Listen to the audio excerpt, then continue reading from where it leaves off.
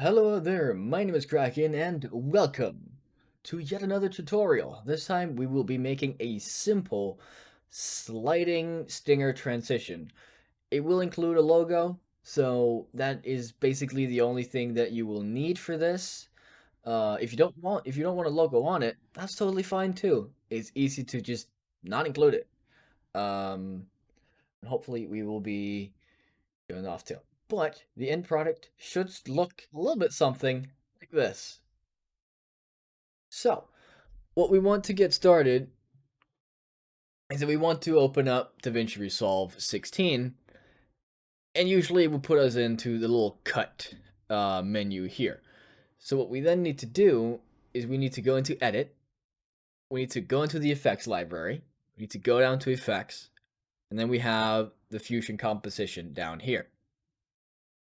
We want to add one in, and now for some reason I have been zoomed all the way out, so we can zoom in down here just to make sure that everything is here.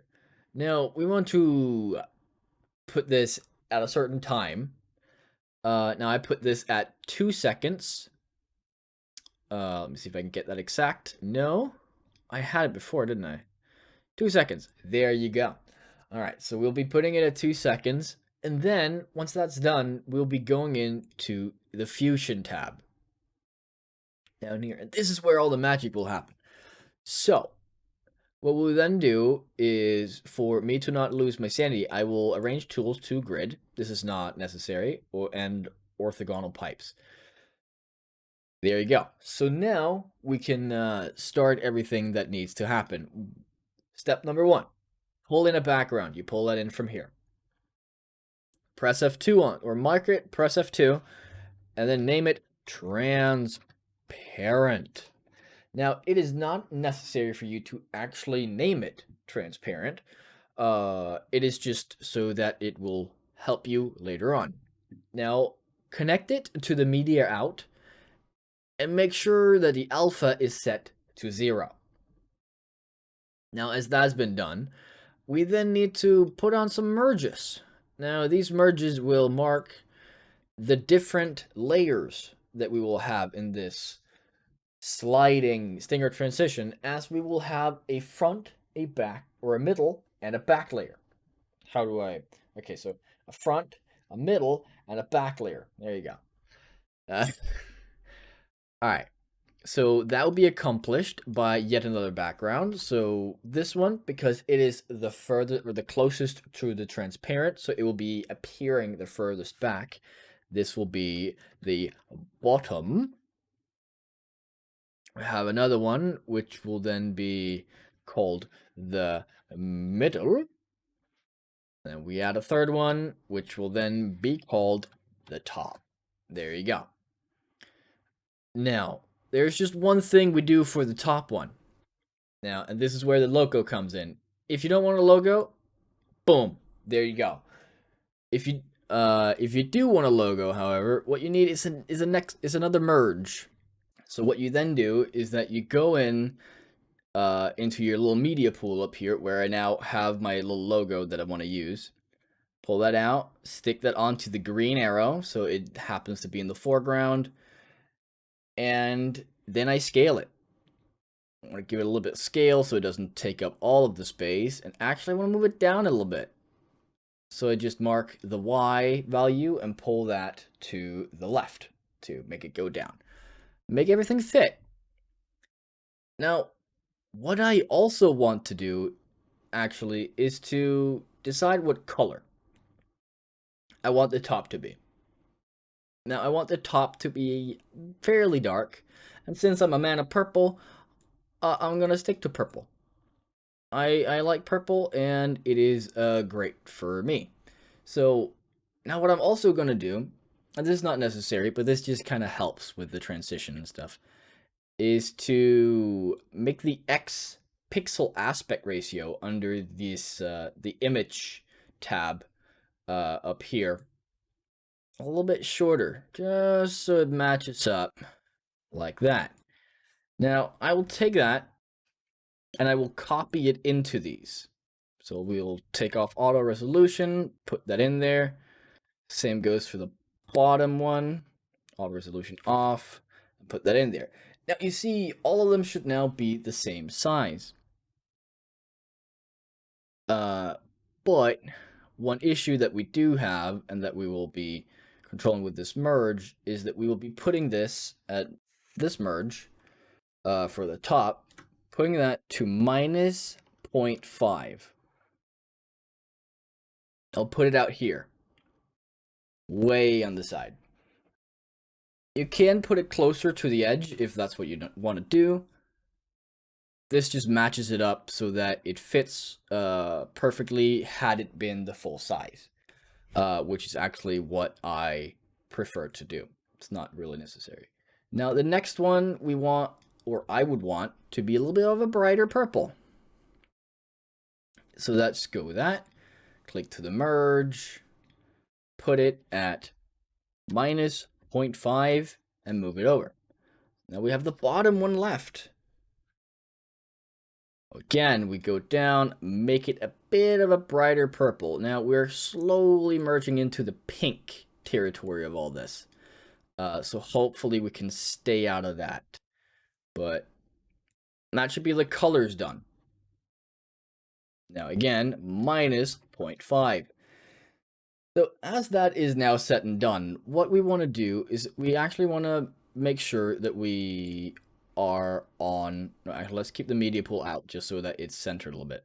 Okay, so we want to bring the frame counter all the way down to 0. You can see here we have frame 0 selected. Or we can just do that, 0. There you go. So we have that selected. So what we want to do is that we want to go through all of the merges and add a keyframe for the centering. Now what we then want to do is that we want to go to the last frame, which in this case is frame 47 or 48. I mean, because we're 0 indexed here, we are going with 47, but that actually means that we have 48 frames in total. And then what we will then do is that we will go to 1.5. We will be doing for every single one 1.5, and the merge 3 again 1.5. There you go. So now you'll see that a little line shows up here. A little line here. If we go through all of them, every single one has it. Every single one, except from this, but that's not a merge. So if we play this, it'll be a little bit choppy because it hasn't loaded or hasn't finished loading all the frames. There we go. We can make it fit. Can we make it fit? No, okay. This is the best fit we're gonna get. Oh, because I'm choosing the wrong one. My bad. There we go. So now we have it go a little bit sideways, which is fine. And at this point, we should probably have done this faster. We should have saved it. So I'm gonna call this a stinger or sliding stinger transition. If I spelled that right, I'm not sure. If not, please do tell me in the comments how big of a moron I am. That will be fine. Okay, so if that's actually not what I want to do. I want to move it through. Okay, so it was just me. All right, so now we have this. Beautiful, but it doesn't take up the entire screen at any point, so we can't use this as a transition. Now, this is where some magic comes in. We need the splines. Some really, really nice splines. Now, we're going to take merge 3.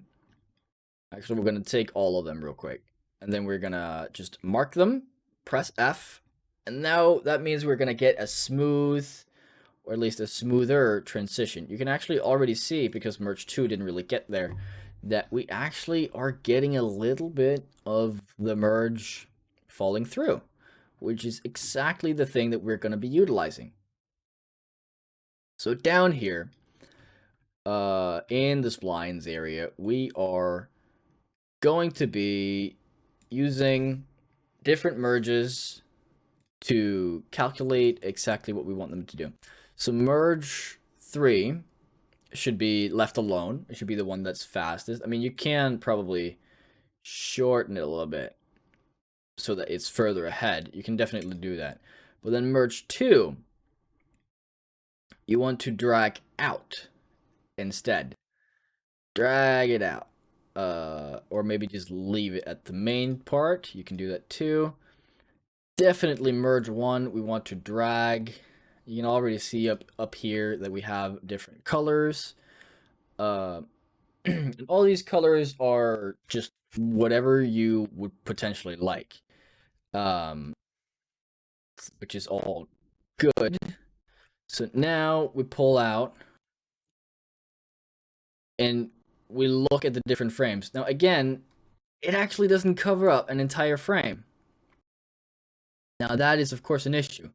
So now we're going to look at where does it meet or where does it end on the way it's going. It does here. Do we want it to end at frame 24? I sure think so. So what we want to then do, in order to try and match it up, and remember we did make this guy a little bit shorter, so we just need to do it a little bit more. So now that one gets to that, or gets to the last point. So now we can drag this guy out a little bit. There you go. And merge 1. Finally, we'll be getting the last little push. Here you are. So that now, for 1 frame, which is 24, it will be fully covered. And you can tweak and turn this if you want there to be 3 frames. You can just tweak this to your liking. Right now, I have 1 frame. It's exactly at 1 second. So I know where to keep all this, because we had 48. Yeah, so that's 24. So at exactly 1 second, because this is a 2-second clip, with 24 frames a second, but you can change that as well if you want. But yeah, it will be fitting right there on 1 second. So now we actually have a transition that fits exactly 2 seconds. There you go. There's a bit of a logo on it. You have it moving. It changes. It changes your. You have the ability to change your scene and everything within right at that 1 second mark. So that's actually it. Not really much else to that. It is perfect right there where it is. Again, this is just a simple rendition. If you would like to see a more advanced version of this, I would be happy to. If you have any ideas how to maybe do some new ones, I would be happy to hear them, and I'd be happy to see if I can bring them to life. But just in case you haven't seen it, any of my other tutorials, here is the delivery tab, of which we will now be doing. So here we go.